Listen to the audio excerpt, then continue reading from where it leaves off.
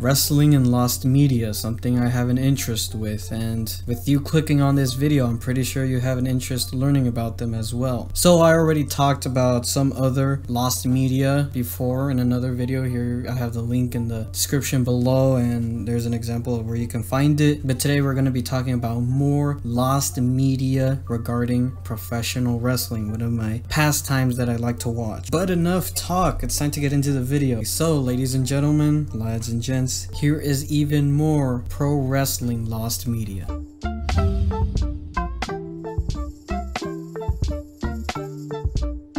From May 11th to 13, 2000, the Electronic Entertainment Expo or E3 convention occurred at the Los Angeles Convention Center. Organizations from all over the world arrived to unveil their newest product. Both ECW and FMW were here to advertise their products. ECW came in to unveil their newest video game, ECW Anarchy Rules, and FMW came in to promote their FMW DVDs. So in conjunction, both promotions held wrestling matches for their advertisements.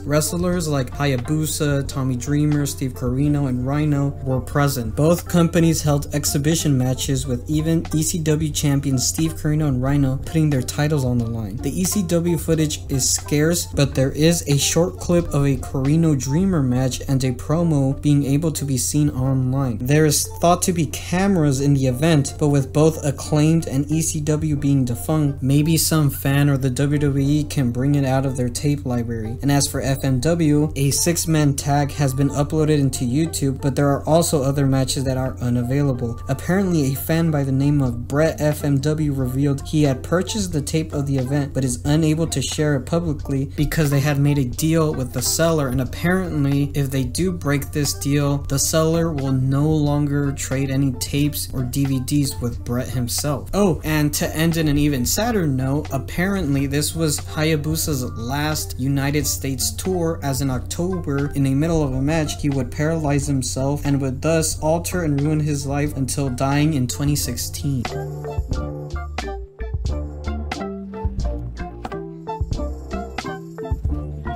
Hulk Hogan needs a new opponent. In comes Jake the Snake Robert, who got over because of his menacing promos, creepy snake, and his cool move known as the DDT. So those two were set up to have a feud, starting with the Hulkster being invited to Roberts' talk show. Roberts taunts Hogan and claims he fears something. Hogan compares his pythons to Jake's, which he is referring to his muscles comparing to Jake's snake. After being frustrated, Jake blindsides Hogan and hits him with the dreaded DDT in the concrete floor. Hogan was supposed to Hulk up, the fans rallying for the Hulkster and against Roberts, but it all failed when they started chanting DDT, which forced Vince McMahon to scrap the feud. There has been 2 matches, one in Providence, Rhode Island, and the other in Winnipeg, Manitoba, Canada. Apparently, all snake pit footage is scarce, with only one being very limited and screenshots being provided. And future snake pit segments mention the unreleased ones, which makes things a lot confusing. No one knows why they are missing, but I think the lack of the feud not going the way they wanted to and not getting the results they wanted turned them off and just made them not release it. The feud ended shortly after in early 1987, but Roberts and Hogan agreed that a lack of planning and not understanding each other led to it.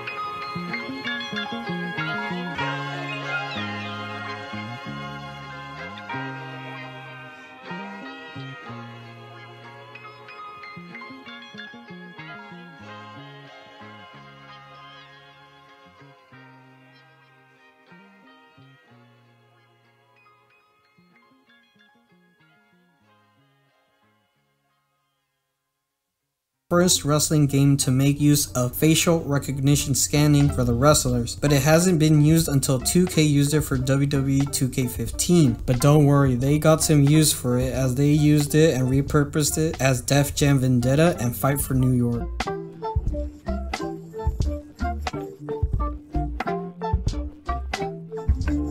WCW NWO Live was a game developed by Ukes and published by THQ exclusively for the PlayStation 1 in 1998. The PlayStation game was originally going to be called WCW NWO Revenge, with the N64 version going to be called WCW NWO Live. For some reason, it is unknown why they switched, but all we know is that they switched it during development. The game was based on New Japan Pro Wrestling's game Token Retsuden 3, which was released in March of 1998. The game was in development until 1999, where THQ decided to join the World Wrestling Federation and WCW went with the then mentioned EA Sports. The game was cancelled as EA wanted to start from scratch, and the only info we got was from magazines explaining the game, but it only showed gameplay and footage from Token Retsuden 3.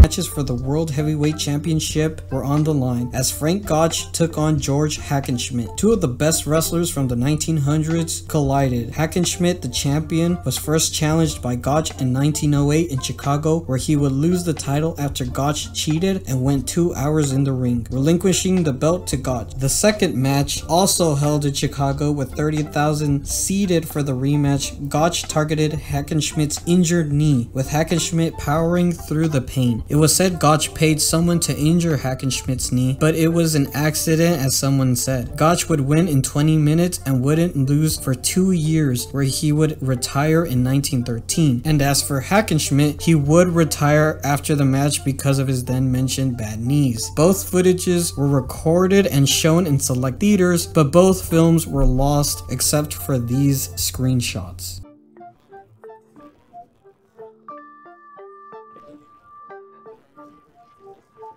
Known as some of the best of today's wrestling, a dream match today, Styles and Omega had one encounter in 2006. AJ Styles, who was in TNA, while Omega, who just left WWE's developmental Deep South Wrestling, wrestled for PCW, Premier Championship Wrestling. The match has Omega winning and Styles raising Omega's hand, acknowledging him as the winner. Omega has stated that that match made him focus solely on professional wrestling, as he was also pursuing a career on MMA. The promoters has shared screenshots, and the first 2 minutes is in his Twitter page. And also some of it could be seen in the Kenny Omega documentary Omega Man, a Wrestling Love Story. PCW and the promoter have not yet revealed the full match to its entirety, but I'm pretty sure if fans cry out louder, maybe they'll be able to release it. Who knows?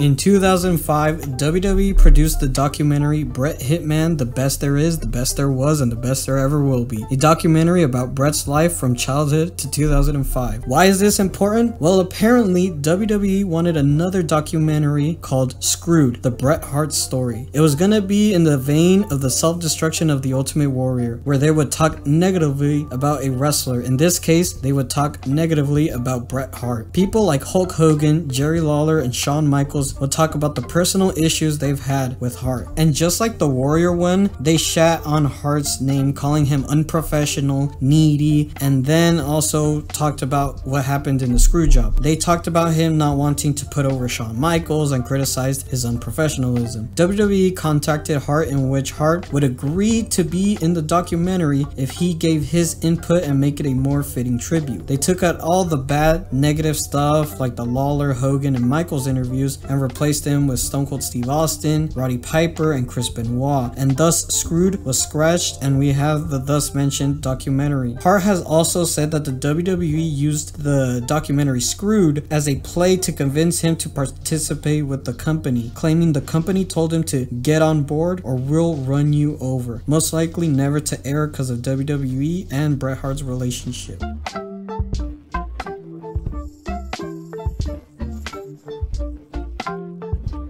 The most recent one is what would have been a biopic on the wacky and crazy life of Vincent Kennedy McMahon. With Bradley Cooper being rumored to play Vinnie Mac himself, the now defunct movie Pandemonium was not accurate at all, with stuff like inconsistencies on the steroid trial, characters being different like Jimmy Snuka being a porn star, and Hulk Hogan being hired because he looks like a guy who would entice girls to do anal. All that sort of stuff was horrible, and the film is mostly a comedic film in nature, so there is no surprise that Vince McMahon would nix the idea. Directors John Requa and Glenn Ficarra confirmed that Pandemonium is dead. Vince killed it, said Requa. So the duo were ready to make the movie and Vince McMahon said no, and I can understand why. Also, there was said to be a real-life docuseries of Vince McMahon himself by Netflix, but after the scandal in the summer of 2022, it was put on hold, and most likely will never ever be released. So we were so close into getting a Vince McMahon documentary or biography about Vince McMahon, which would have been the most interesting biography I would ever seen. But yeah, that's basically all I have for you guys.